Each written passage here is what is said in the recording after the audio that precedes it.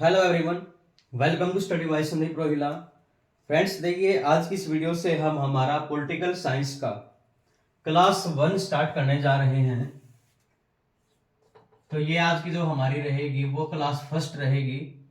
इसके अंदर हम बेसिक जो पॉलिटिकल साइंस के अंदर हम कॉन्स्टिट्यूशन को रीड करेंगे।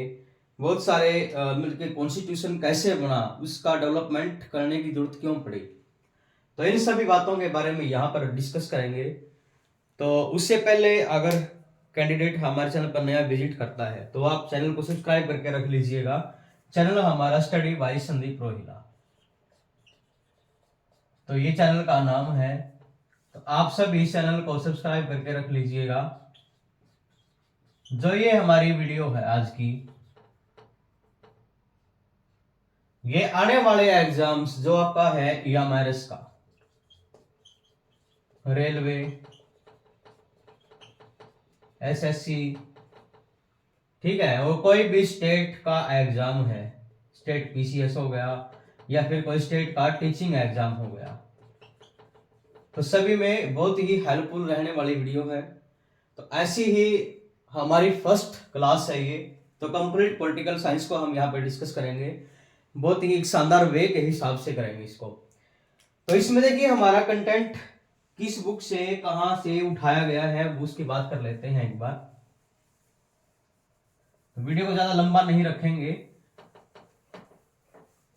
तो जो हमने कंटेंट उठाया है, यहां से प्रिपेयर करेंगे कंटेंट का, वो हमने लिया है हमारा जो लक्ष्मीकांत की एक फेमस बुक है, लक्ष्मीकांत। पॉलिटिकल की ये बहुत ही फेमस बुक मानी जाती है किसी भी एस्पिरेंट्स के लिए, या वो पीसीएस का एग्जाम दे रहा हो, या किसी स्टेट का एग्जाम है, या सेंटर का एग्जाम है। तो एम लक्ष्मीकांत के नाम से बुक आती है पॉलिटिकल साइंस की, वो बहुत ही फेमस बुक है। उसके बाद अगर सेकंड हमारा जो सोर्स है उसकी बात करें, तो कुछ पर्सनल अगर बात करूं मैं, नोट्स हैं तो उनकी भी हम हेल्प लेंगे यहाँ पर। अगर थर्ड की बात करें तो इसमें थर्ड हमारा रहेगा क्या, एक Jaipur pink city, Jaipur pink city के नाम से एक बुक आती है पीसीपी की, ठीक है। तो उस बुक का कंटेंट भी हमने यहां पर प्रिपेयर किया है, और आने वाली सभी वीडियोस के अंदर आपको इन सभी से, या फिर लूसेंट की बात कर लेते हैं, एक फेमस बुक लूसेंट भी है जो आपका बेस कवर करती है। तो ये हमारे जो भी सोर्सेज हैं, एम लक्ष्मीकांत, पर्सनल नोट्स हो गए, जयपुर पिंक सिटी की पीसीपी के नाम से आती है, राजनीति शास्त्र की, उसके बाद लूसेंट। तो ये सभी का निचोड़ हमने यहाँ पे निकाला है। इन सब के बाद आपको पर्सनली इनको रीड करने की जरूरत नहीं पड़ेगी। तो साथ ही साथ आप अपने नोट्स बनाते चलिएगा। अगर कोई पॉइंट नहीं समझ में आता है तो आप हमें कमेंट में बता सकते हैं। अभी जो ये वीडियो है हमारी रिकॉर्डेड फॉर्म में रहेगी, तो इन फ्यूचर हम इसको लाइव भी करने की कोशिश करेंगे, ठीक है। तो अभी ज्यादा वीडियो को लंबा ना करते हुए वीडियो को स्टार्ट कर देते हैं।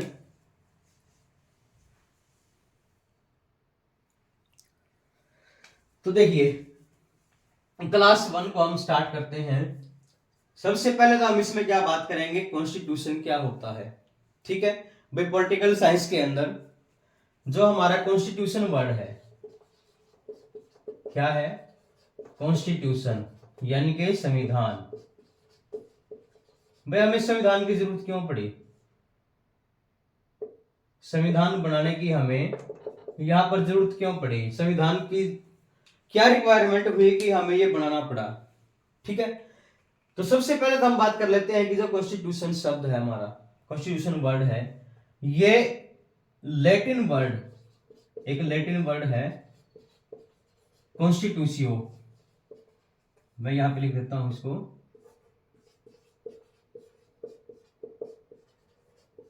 एक कॉन्स्टिट्यूशियो वर्ड है जो कि लैटिन वर्ड है, कॉन्स्टिट्यूशियो।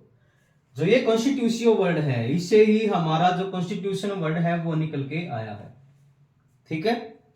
तो कॉन्स्टिट्यूशियो वर्ड का मीनिंग क्या होता है? इसका मीनिंग होता है इंपॉर्टेंट रूल्स या फिर मेथड।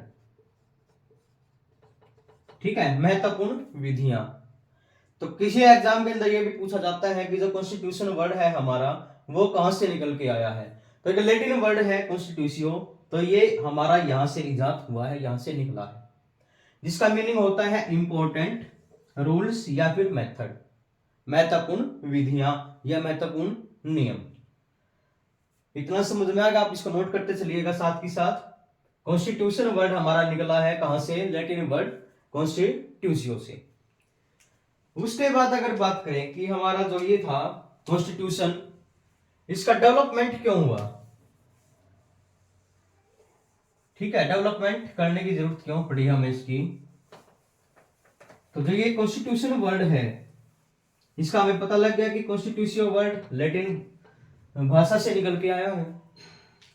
अब बात करते हैं कॉन्स्टिट्यूशन का डेवलपमेंट क्यों हुआ, क्यों जरूरत पड़ी इसको करने की। कॉन्स्टिट्यूशन डेवलपमेंट, तो इसमें यह किया गया कि 31 दिसंबर 1600 को ब्रिटिश कंपनी का आगमन हुआ इंडिया के अंदर। ठीक है, ब्रिटिश कंपनी इंडिया के अंदर आई कब? 31 दिसंबर 1600 ईस्वी को। ठीक है, ब्रिटिश ईस्ट इंडिया कंपनी आई यहां पर व्यापार करने के लिए, फॉर बिजनेस, व्यापार करने के लिए इंडिया में एंटर हुई। ठीक है, 31 दिसंबर 1600 को। लेकिन इसने क्या किया? धीरे धीरे धीरे धीरे बिजनेस की जगह पे इसने क्या किया? इंडिया के ऊपर राज करना शुरू कर दिया। ठीक है, अब अगर इंडिया के ऊपर इसने राज करना शुरू कर दिया, अपना शासन स्थापित करना स्टार्ट कर दिया, तो उसके बाद इन्होंने कुछ रूल्स रेगुलेशंस भी इंडिया में इंप्लीमेंट किए थे। और कोई भी कंट्री है, किसी भी कंट्री पर शासन चलाने के लिए उसमें हमें क्या करना है? Constitutional development. जो भी हमारे अगर हम बात करें पास्ट इवेंट की, पास्ट इवेंट होते हैं किसी भी कंट्री के डेवलपमेंट के लिए, जो आगे के रूल एंड रेगुलेशन बनाए जाते हैं वो पास्ट इवेंट को देख के ही बनाए जाते हैं कि उसका कंट्री का पास्ट क्या था। तो पास्ट इवेंट को देखते हुए कॉन्स्टिट्यूशनल डेवलपमेंट की हमें जरूरत पड़ी। और इसमें क्या किया गया कि भाई जो ईस्ट इंडिया कंपनी थी 1600 में एंटर हुई थी व्यापार के लिए, तो उसने इंडिया के अंदर रूल एंड रेगुलेशन बनाने शुरू कर दिए। तो उस रूल एंड रेगुलेशन में उन्होंने क्या क्या एक्ट बनाए, उन एक्ट का हम यहाँ पर जिक्र करेंगे। तो आज मैं सिर्फ आपको क्या बताऊंगा? इन एक्ट के बारे में बताऊंगा कि कौन कौन से एक्ट हमारे यहाँ पर आए थे। ठीक है, उसके बाद पर्सनली अगर बात करें वन बाय वन इनको डिस्कस किया जाएगा नेक्स्ट वीडियो के अंदर। आज सिर्फ हम इसको बात करेंगे कि जो ईस्ट इंडिया कंपनी आई थी उसने कौन कौन से एक्ट यहां पर इंडिया के अंदर लेके आए थे जब उन्होंने शासन करना शुरू कर दिया। तो इसमें इन्होंने क्या किया? सबसे पहले ये कुछ एक्ट लेके आए, जिसमें पहला था रेगुलेटिंग एक्ट 1773। ठीक है, तो रेगुलेटिंग एक्ट 1773 इन्होंने लेके आए और इसमें इन्होंने क्या किया? बहुत सारे चेंजेस करने शुरू कर दिए थे।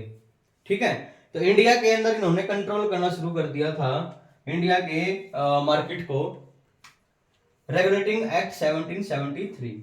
ठीक है, डिस्कस करेंगे इसको बिल्कुल डिटेल के अंदर। एम लक्ष्मीकांत का और पीसीपी का जो कि लुसेंट का है उसमें से हम इसको कंप्लीटली डिस्कस करेंगे। उसके बाद अगर सेकंड की बात करें तो सेकंड कौन सा एक्ट लेके आए? Amending act of 1781। यानी कि ये क्यों हुआ? 1773 में कुछ कमियां रह गई थी हमारी, कुछ अमेंडमेंट करने की जरूरत पड़ी थी। तो जो इसके अंदर रूल एंड रेगुलेशन बनाए गए थे वो अंग्रेजों को अच्छे नहीं लगे। उसके बाद इन्होंने अमेंडमेंट किया उन रूल्स के अंदर, तो उसको बोला गया अमेंडिंग एक्ट ऑफ 1781। ठीक है।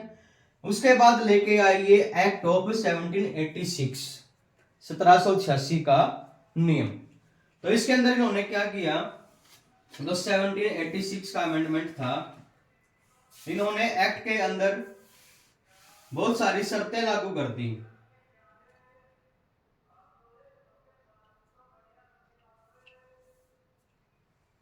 तो इसके अंदर इन्होंने क्या किया कि बहुत सारे शर्तें लागू कर दी एक्ट ऑफ 1786 के अंदर। इन्होंने ये बोला कि हमें चीफ का पद भी दिया जाए, सेनापति का पद दिया जाए सेना के अंदर। तो इसके अंदर हम बात करेंगे एक्ट ऑफ 1786 में, यानी कि जो भी आर्मी बनाई जाती थी उसमें सेनापति होना चाहिए या चीफ का पद भी हमें मिलना चाहिए। तो ये एक्ट बनाया था 1786 के अंदर। उसके बाद आया था चार्टर एक्ट ऑफ 1793 और 1813। ये चार्टर एक्ट आए थे 1793 1793 का। उसके बाद फिर से आया 1813 का। इनको भी हम बिल्कुल डिटेल के अंदर डिस्कस करेंगे। उसके बाद आया था पीट्स इंडिया एक्ट ऑफ 1784। ये एक्ट भी निकल के आया था। अब इन एक्ट के अंदर क्या है, क्या बातें बोली गई हैं, इनको भी डिस्कस किया जाएगा डिटेल के अंदर। अलग से एक एक्ट पे एक वीडियो क्रिएट करने की कोशिश करेंगे। उसके बाद आया था चार्टर एक्ट ऑफ 1833 एंड 1853, जो लास्ट का हमारा एक्ट था 1853 का। जो ईस्ट इंडिया कंपनी रही थी वो 1600 से लेकर, या इसने जो एक्ट बनाए थे वो 1773 से लेकर 1857 तक, ये इन्होंने यहाँ पर एक्ट बनाए थे, उनमें बहुत सारा चेंजेस किया था। ठीक है। तो ये चार्टर एक्ट ऑफ 1833, उसके बाद आया था 1853 का। ठीक है, 1853 एक्ट आया था। तो ये सारे के सारे हमारे पॉलिटिकल साइंस का जो स्टार्टिंग है, जो कि ये बोल देते हैं कि पास्ट है, कि कॉन्स्टिट्यूशन की जरूरत हमें क्यों पड़ी। तो इन सभी रेगुलेटिंग एक्ट के माध्यम से ही, इन जो भी एक्ट हुए हैं इनके माध्यम से ही एक नींव पड़ी थी कॉन्स्टिट्यूशन की। ठीक है। अगर कॉन्स्टिट्यूशन की बात करें तो सबसे पहले जो कॉन्स्टिट्यूशन आया था फर्स्ट टाइम, वो आया था हमारा किसके अंदर, यूएसए के अंदर। यूएसए में आया था 25 मई 1785 को। कब आया था, मैं इसकी 1785, 25 मई 1785 को यूएसए के अंदर फर्स्ट टाइम पहली बार यूएसए के अंदर जो हमारा था कॉन्स्टिट्यूशन, वो सबसे पहले इजाद हुआ था यूएसए के अंदर। तो यूएसए में बनने के बाद तो सभी कंट्रीज के अंदर इसको डेवलप करने की इच्छा जाहिर की गई।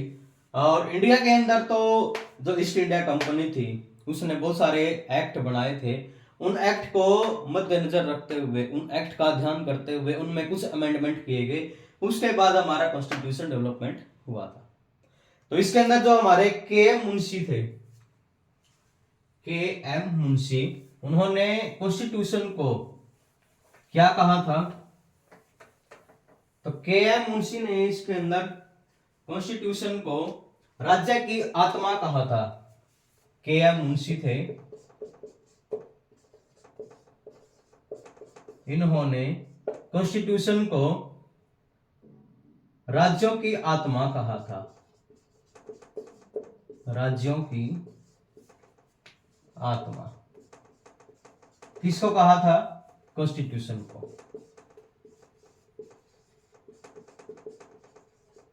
कॉन्स्टिट्यूशन को राज्यों की आत्मा कहा गया था किसके द्वारा, के एम मुंशी के द्वारा। तो के एम मुंशी का बहुत बड़ा योगदान था। तो किस किस का, मतलब बहुत सारे नेता आएंगे किन्होंने क्या किया था, फर्स्ट टाइम किसने कॉन्स्टिट्यूशन की बात की थी, उसको बारे में भी बात करेंगे। तो आज की इस वीडियो में हम यहीं तक रखते हैं। ठीक है। तो नेक्स्ट वीडियो रहेगी हमारी, वो रेगुलेटिंग एक्ट 1773 पे रहेगी, कि इसमें क्या बोला गया था, ये एक्ट लाने की जरूरत क्यों पड़ी। ठीक है। उसके बाद 1 बाय 1 हम सबको डिस्कस करेंगे। लास्ट 2 to 3 वीडियोस के अंदर हमारा जो ये नींव है कॉन्स्टिट्यूशन बनाने की, उसको हम कवर कर पाएंगे। और उसके बाद कॉन्स्टिट्यूशन के बारे में बात करेंगे, उसकी असेंबली कब की गई है ना, उसके अध्यक्ष किसको बनाया गया। तो ये सारी बातें हम नेक्स्ट वीडियो के अंदर करेंगे। तो फ्रेंड्स आज की इस वीडियो में हम इतना ही रखते हैं। तो आप सबको वीडियो पसंद आई है तो वीडियो को ज्यादा शेयर करिएगा, लाइक करिएगा एंड चैनल को सब्सक्राइब करना मत भूलिएगा। तो चैनल का नाम मैंने यहाँ पे लिख दिया है, तो आप इसको सर्च कर सकते हैं और कमेंट में बता सकते हैं कि आपको कोई भी पॉइंट नहीं समझ में आया है, तो उसके बारे में हम अलग से डिस्कस करेंगे। तो चलिए फ्रेंड्स मिलते हैं नेक्स्ट वीडियो में, तब तक के लिए थैंक यू।